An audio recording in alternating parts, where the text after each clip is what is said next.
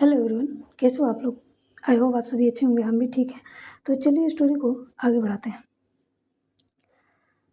आकृति आकृति जो है अपने कामों में लगी हुई थी।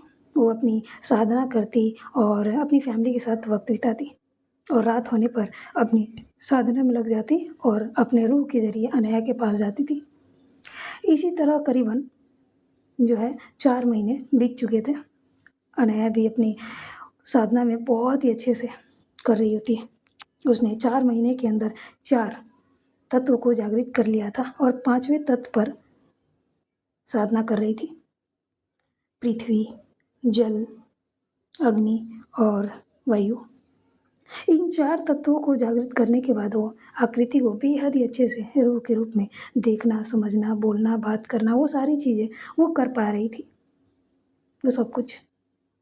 लेकिन हाँ, गुरु जी ने उसको अपने शरीर से अपनी आत्मा को बाहर कैसे निकालना है, इस चीज़ को अभी तक नहीं बताया था, क्योंकि वो नहीं चाहते थे कि अनया इस चीज़ का यूज़ करे और उसकी शक्तियाँ कमज़ोर पड़े।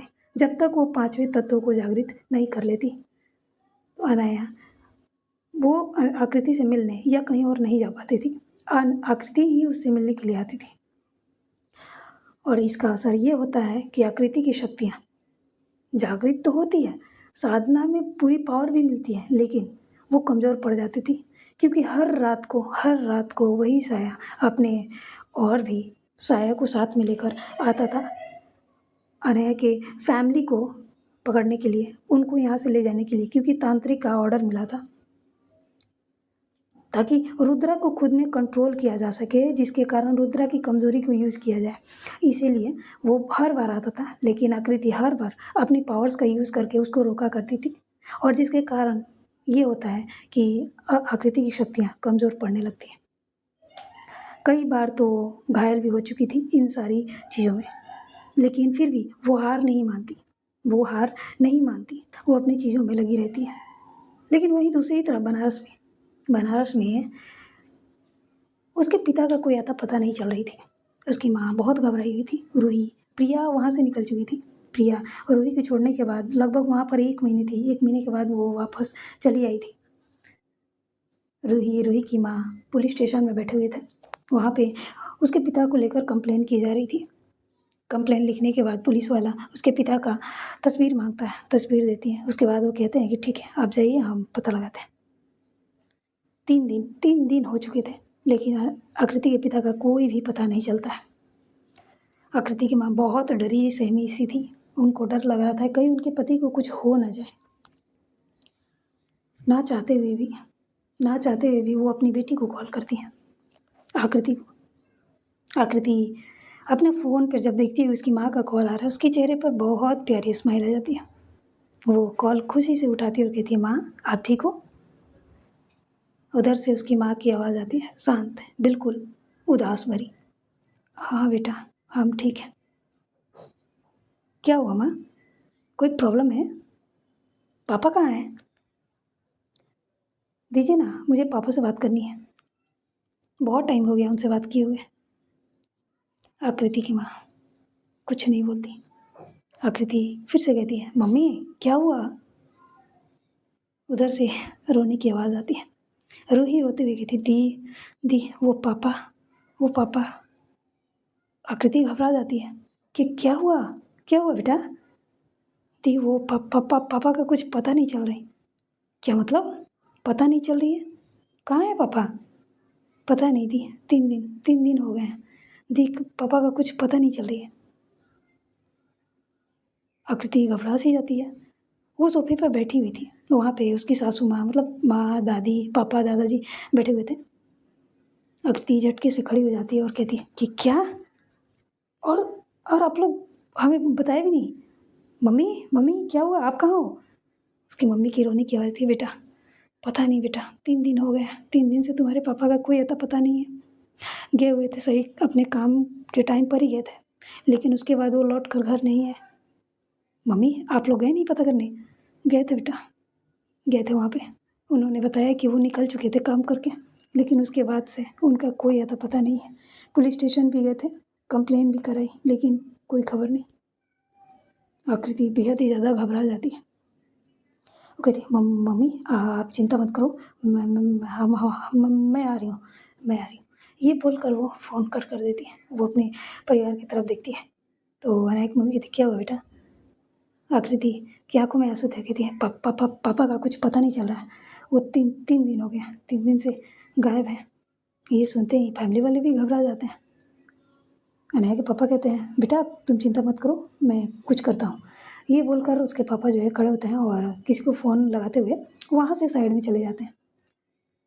आकृति बेहद ही ज़्यादा घबराई हुई थी। वहाँ पे सोफे पर बैठी हुई थी और बैठते हुए कहती है, मम्मी मुझे घर जानी है। अनया की मम्मी जब भी सुनती है तो थोड़ा घबरा सी जाती है। आखिर यहाँ पे ना अनया थी ना रिया थी, एक आकृति ही तो थी। लेकिन वो क्या करती, फिर भी कहती हैं, पर बेटा वो मम्मी प्लीज़ मुझे घर जानी है, मम्मी बहुत रो रही है और रोई को भी संभालनी है।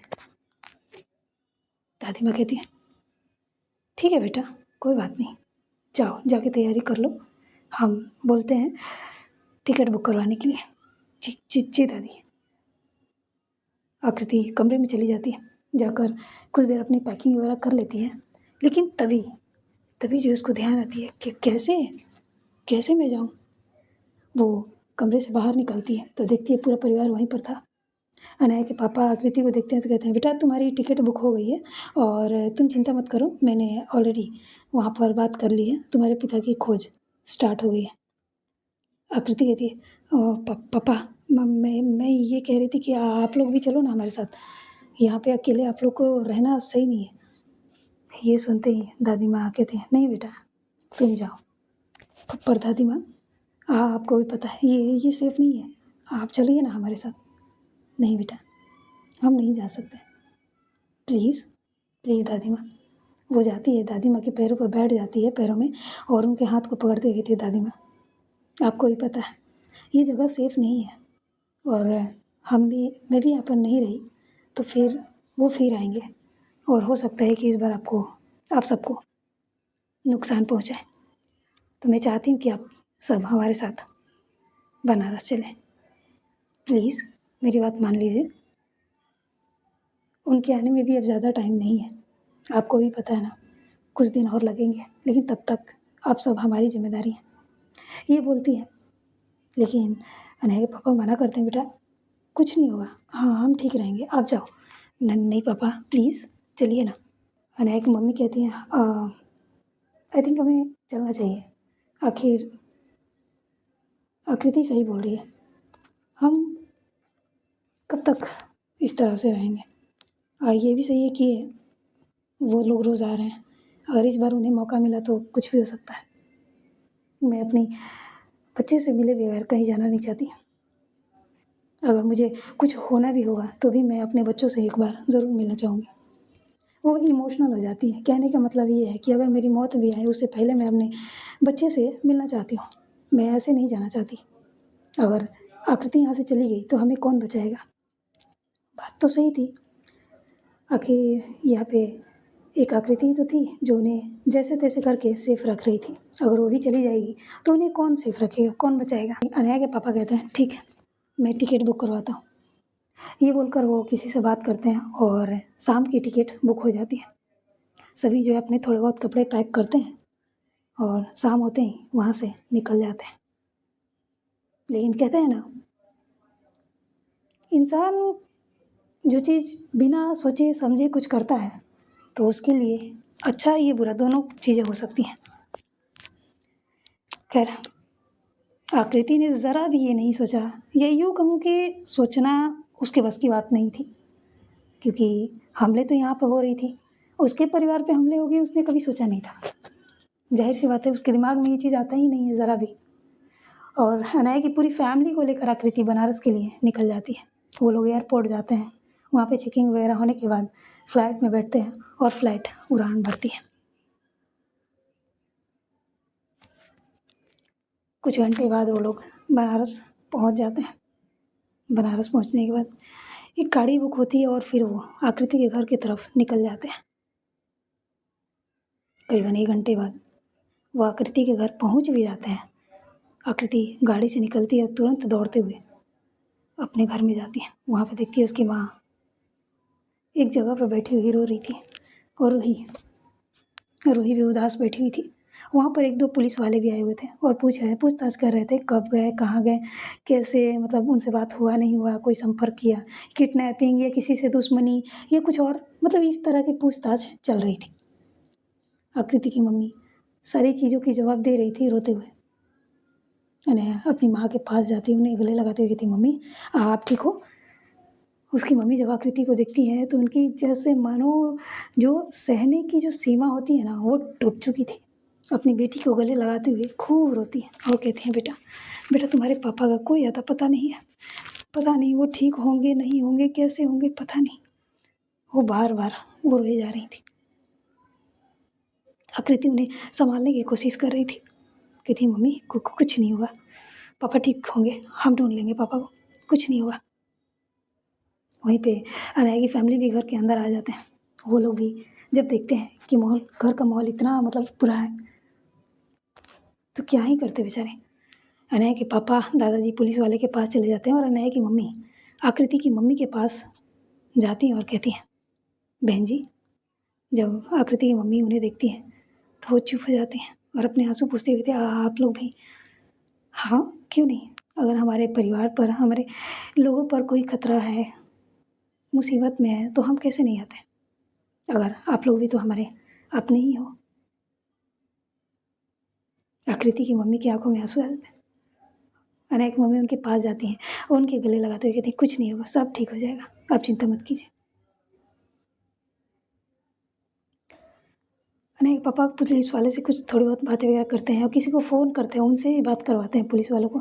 पुलिस वाले जब उनसे बात करते हैं ना, जिससे फ़ोन पर बात करवाई गई थी, वो थोड़ा सीरियस हो जाते हैं और कहते हैं, जी जी जी सर, जी सर, हाँ हम पूरी कोशिश करेंगे, हाँ हाँ हाँ सर, ठीक है सर।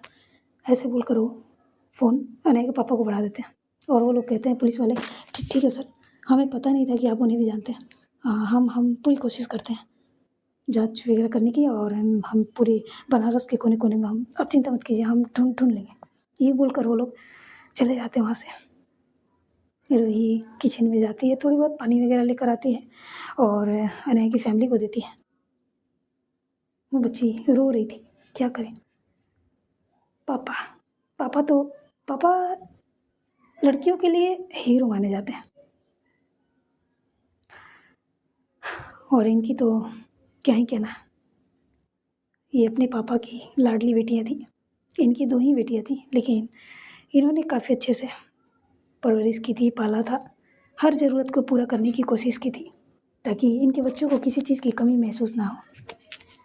मिडिल क्लास होने के बावजूद अपनी ख्वाहिशों को मारकर माता पिता अपने बच्चों की हर ख्वाहिश को पूरा करने की कोशिश करते हैं, और इन्हीं सब के चक्कर में वो अपनी हर ख्वाहिश को मार देते हैं, अपनी हर चाहत को मार देते हैं।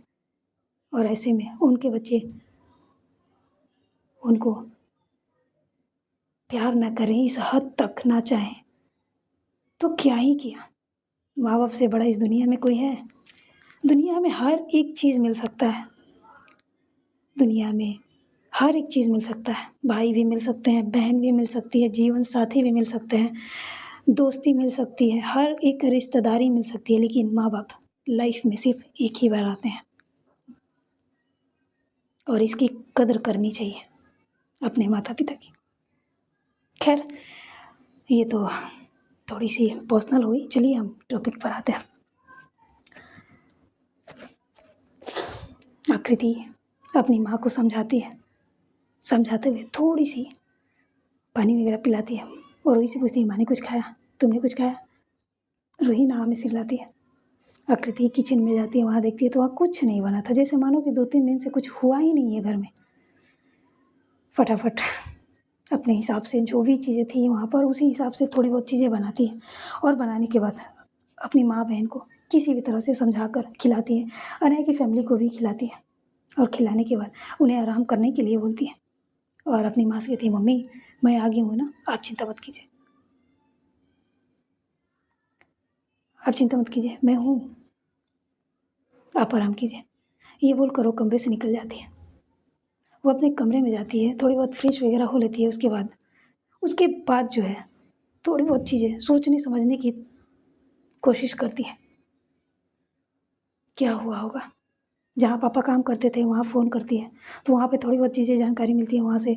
फिर किसी और को भी फ़ोन करती है, जैसे उनके दोस्त वगैरह जो भी थे उन्हें फ़ोन करती है। गाँव पर भी फ़ोन करती है, जहाँ से उसकी शादी हुई थी, वहाँ पर भी कुछ पता नहीं चलता। आकृति कहती है लगता है कि अब अपने तरीके से पता लगानी होगी। पुलिस वाले जब तक पता लगाएंगे तब तक कहीं बहुत देर ना हो जाए। ऑलरेडी 3 दिन से ज़्यादा हो चुके हैं। यही सोचते हुए वो मंदिर में जाती है।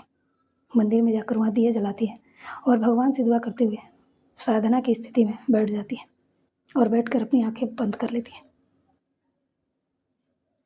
करीबन 5 मिनट बाद उसके शरीर से एक सुनहरी रोशनी निकलती है और उसको चारों तरफ कवर कर लेती है। आकृति देखने की, सोचने की, समझने की कोशिश कर रही थी क्या हुआ होगा, उसके पापा कहाँ पर हैं। ये पॉसिबल नहीं थी, ये पॉसिबल नहीं थी। आकृति कोई आम इंसान तो थी नहीं, वो एक शक्ति से जन्मी थी। और अनाया भी। आकृति के पास भले ही शक्तियाँ कम थी, लेकिन हाँ वो इनफ थी अपनी फैमिली के लिए। ब्लड रिलेशन होता है ना, उसको ढूंढना बहुत आसान होता है इसके ज़रिए, शक्तियों के ज़रिए। तो बस क्या था, अनाया सॉरी आकृति फोकस करने लगती है अपनी शक्तियों पर। करीबन 10 मिनट हो जाते हैं, उसकी रूह उसके शरीर से निकलती है और उन सारी जगहों पर जाती है जहाँ जहाँ उसके पिता गए हुए थे उन दिनों में, जिन दिनों वो गायब हुए थे। ढूंढते ढूंढते उसे उसको फॉलो करते हुए वो एक जगह पर पहुंचती है। एक जगह पर उसके पिता अपने काम से लौट रहे थे और लौटते हुए थोड़ी सी देर हो गई थी, लगभग 9:30 के आसपास रात के। वो कुछ रहा, मतलब होता नहीं है कि थोड़े से रास्ते से जा उधर से लौट रहे थे, अपने घर के रास्ते पर ही थे, लेकिन सुनसान हो गया था उस वक्त, पता नहीं क्यों। हालांकि अक्सर यहाँ पे हलचल रहती थी लगभग 10-11 बजे तक, लेकिन इस वक्त वो एरिया जो है शांत था, बहुत ही ज़्यादा शांत था। हालांकि पिताजी उतने ज़्यादा सोचते नहीं, वो आराम से निकल जाते। उनकी स्कूटी थी, वो आराम से स्कूटी से जा रहे थे। तभी तभी जो है उनको एक वहीं पर सड़क पर कोई गिरा हुआ दिखाई देता है। उन्हें लगता है कि शायद कोई चक्कर वगैरह आ गया होगा। वो रुक जाते हैं, स्कूटी साइड में लगाते हैं और उतर कर उनके पास जाते हैं तो देखते हैं कि वहाँ पर एक आदमी मुंह केवल लेटा हुआ था। उसका चेहरा नहीं दिख रहा था, बस पीठ था, लेटा हुआ था। ओह भाई साहब, आप ठीक हो? ओह हेलो भाई साहब। वो उसको हिलाने की कोशिश करते हैं, लेकिन वो उठ नहीं रहा था। उन्हें लगता है कि शायद ये बेहोश हो गए हैं। उनके पास पानी थी उनके बैग में, तो वो स्कूटी के पास फिर जाते हैं, वहाँ से पानी का बॉटल निकालते हैं। उसमें ज़्यादा नहीं, थोड़ी सी पानी थी। देखते चलो काम तो हो जाना चाहिए, तो वो लेकर जाते हैं और उसको पलटने की कोशिश करते हैं। और जैसे ही उसको पलटते हैं वैसे ही वो डर से जाते हैं। वो चेहरा बेहद ही ज़्यादा डरावना था। एक साइड का चेहरा जला हुआ था और एक साइड क्लीन तो था, लेकिन वो भी काफ़ी डरावना लग रहा था। और जैसे ही वो आदमी अपनी आंखें खोलता है, उसके चेहरे पर शैतानी हंसी, उसकी आंखें लाल थी। उसके हंसी वो देखकर उसके पिता बहुत बहुत ज़्यादा डर जाते हैं। वो वहीं पे गिर जाते हैं और अपने पैरों के बल, अपने हाथों के बल खुद को पीछे की तरफ ढकेलते हुए कुछ कदम, मतलब कह सकते हैं थोड़ी बहुत पीछे हो जाते हैं। वो आदमी हंसते हुए कहता है, फाइनली फाइनली तुम्हें ढूंढ ही लिया, देवा देवा का जड़, देवा का जड़। ये बोलते हुए वो इंसान, वो जो भी था यार, बहुत ज़ोर ज़ोर से हंसने लगता है और हंसते हुए वो आकृति के पिता के पास आता है और आकर उसके गले से उनको पकड़ लेता है और पकड़ते हुए कहता है, तो तूने तूने पेड़ लगाया था ना, और तू है उसका जड़, मेरी बर्बादी का, मेरी बर्बादी का जड़। चलो अब हम बताते हैं कि बर्बादी किसे कहते हैं। देवा देवा देवा, तुम्हें तुम्हें हमारा ही होना होगा, तुम्हें हमारा कवच बनना है, रुद्रा का नहीं। तुम्हें हमारे पास आना ही होगा, अब तुम्हारे पास कोई और रास्ता नहीं होगा। तू तू आएगी, तू ज़रूर आएगी। ये बोलते हुए वो पागलों की तरह हंस रहा था और हंसते हुए वो आकृति के पिता को गले से पकड़ते ही ना जाने कैसे वहाँ से गायब हो जाता है। जब ये घटना होती है, एक झटके से आकृति की आंखें खुल जाती है उसकी आंखों में गुस्सा, नाराज़गी, डर साफ नज़र आ रही थी। धीरे धीरे उसके शरीर से जो सुनहरी रोशनी बाहर निकली थी वो शांत हो जाती है। वो वहाँ से खड़ी होती है, एक नज़र भगवान को देखती है और कहती है, ये नहीं होना था, ये बिल्कुल भी नहीं होना था। खैर, मुझे काबू करने के लिए उन लोगों ने मेरे पापा को और जरिया बनाया, ये सही नहीं किया। उनकी बर्बादी तो सुनहरे अक्षरों में लिखी गई है और वो तो होके रहेगी। उसके लिए मुझे जरिया बनाया है ना, तो ठीक है। वक्त आने पर यही यही मोहरा उनकी सबसे बड़ी काल बनेगी। आकृति वहाँ मंदिर से निकल जाती है। उसके चेहरे पर कोई टेंशन, कोई परेशानी नहीं थी। हाँ, थोड़ी बहुत डर आंखों में नजर आ रही थी। आकृति बेहद ही अच्छे से जानती थी कि जब तक वो उन लोगों तक नहीं पहुंचेगी उसके पिता को कुछ नहीं करेंगे लोग, कुछ भी नहीं। अगर उसके पिता को कुछ भी हो गई तो वो उसे काबू नहीं कर पाएंगे। ये उसे बहुत ही अच्छे से पता था, बहुत अच्छे से। और आकृति ऐसा तो होने नहीं देगी। हाँ, कहते हैं ना, सत्य कमज़ोर तो पड़ सकता है लेकिन हार नहीं सकता। उसी तरह धर्म अधर्म के आगे थोड़ी सी कमज़ोर पड़ सकता है लेकिन झुकता नहीं है और ना ही टूटता है। कितनी भी अधर्म फैल जाए दुनिया में, उसको हारना ही है, वो तय है। आकृति अपनी माँ के कमरे में जाती है तो देखती है उनकी माँ सो चुकी थी। शायद कई दिनों से उन्होंने सोई नहीं थी। उनकी आंखों के नीचे डार्क सर्कल आ चुके थे। अपनी माँ के पास जाती है, उनके सिरहाने बैठ जाती है। बैठकर उनके सिर पर हाथ चलाते हुए कहती है, मम्मी आप चिंता मत कीजिए, पापा को कुछ नहीं होगा। जब तक आपकी बेटी, आपके दामाद जिंदा है, तब तक आपके पति को और हमारे पापा को कुछ नहीं होगा। थोड़ी देर अपनी माँ को बड़ी प्यार से निहार रही होती है। वहीं पे रूही भी सो चुकी थी माँ के बगल में, उसे भी देखती है। तभी उसे कानों में कुछ आवाज़ें आती हैं। वो अपनी आंखें बंद करती है, वहीं पे बैठे बैठे अपनी आंखें बंद करती है।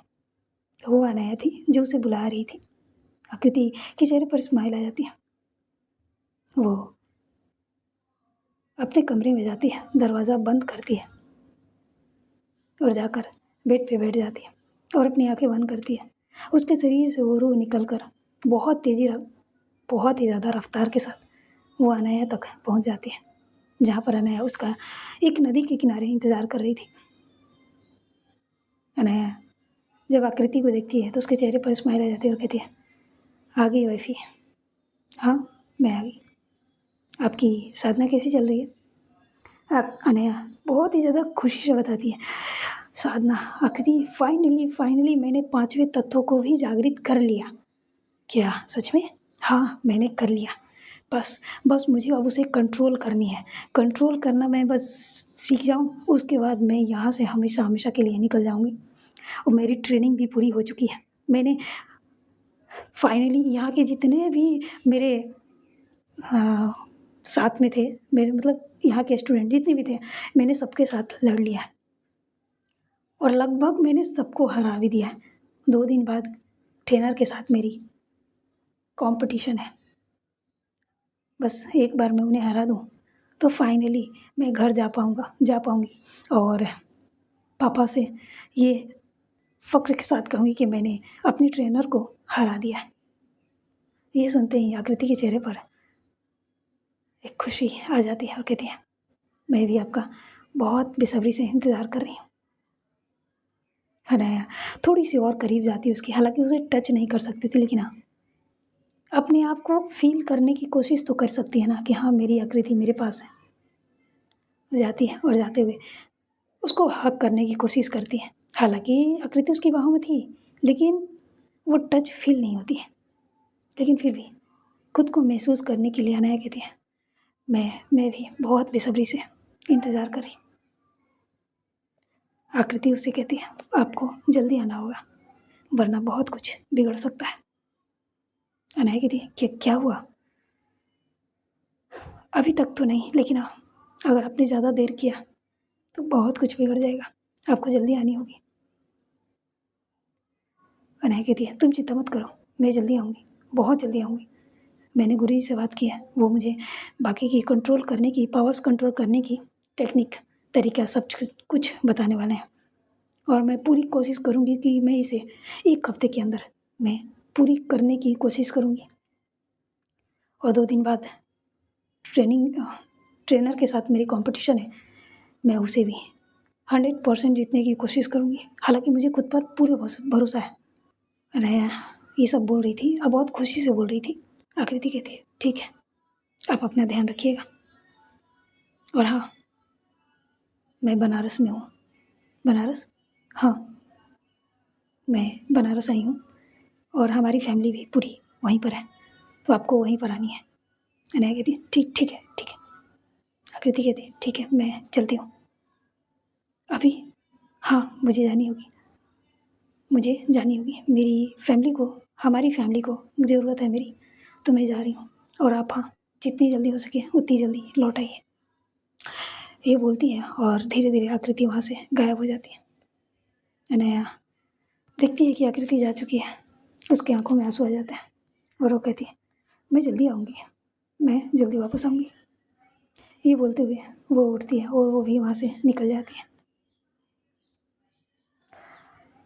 सो गाइस, आज के लिए बस इतना ही। मिलते हैं अगले पार्ट में। एक्चुअली आप सबको पता है मैं फास्टिंग में थी कल, तो मैं स्टोरी रिकॉर्ड नहीं कर पाई थी। हालांकि मैंने ये स्टोरी भी कल रात को ही रिकॉर्ड किया है, फास्टिंग में होने के बावजूद भी, क्योंकि मुझे अच्छे से पता है आप सब स्टोरी का इंतज़ार कर रहे थे और मुझे नींद भी नहीं आ रही थी। यार खाली पेटे बिना कुछ खाए पिए नींद कहाँ आती है, तो जाहिर सी बात है हमें भी नहीं आ रही थी। तो सोचा चलो कुछ ना सही तो कुछ कर ही लेते हैं, मन भी लगा रहेगा और ये टाइम भी निकल जाएगा।